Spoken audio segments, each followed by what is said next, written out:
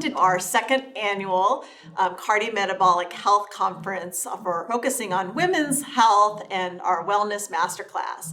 And we just had another amazing morning of panelists speaking about lifestyle, how to optimize lifestyle changes throughout a woman's lifespan. That was discussed by Dr. Martha Galati.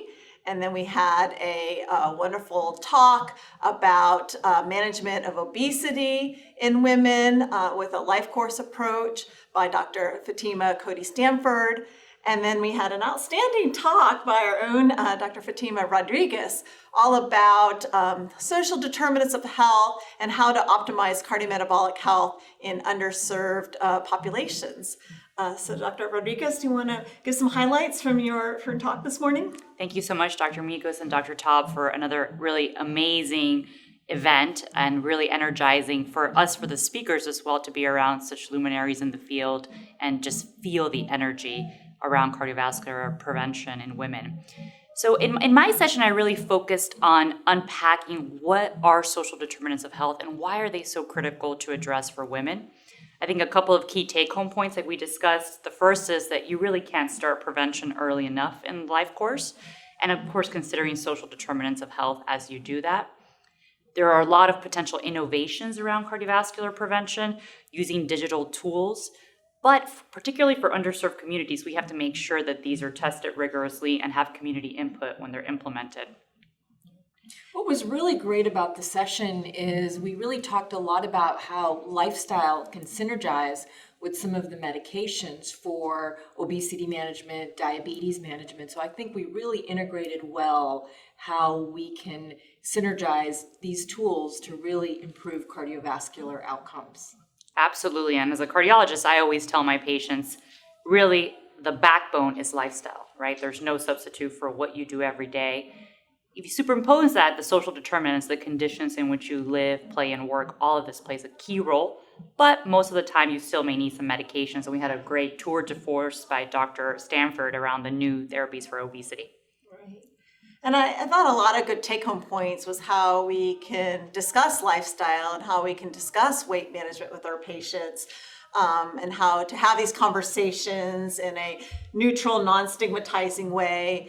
Again, focusing on obesity as a disease. And so, it's a person living with obesity, not using the word obese as an adjective. And one thing I really took away from Dr. Stanford is she doesn't give a weight target for her patients. Rather, it's an individualized approach about focusing on a healthy weight that is manifest by healthy parameters or cardiometabolic factors. A weight where one's blood pressure is optimal and their lipids are optimal and their glucose is optimal, their A1C is optimal. So rather than a target weight on the scale, a target weight manifesting by healthy cardiometabolic factors. And I'm going to apply some of those tips to my clinical practice and not give anybody target weights. Absolutely. And I think in her presentation, she also discussed, just like we treat cholesterol and blood pressure and they require medications really for lifelong, the same may be true for obesity when obesity is a disease. And sometimes we think that there's a magic pill for weight loss, and really that's not the case as it is for other diseases. Now, Dr. Stanford works in a weight management clinic, so often patients, when they come to see her, they are coming with an openness about wanting to discuss their weight.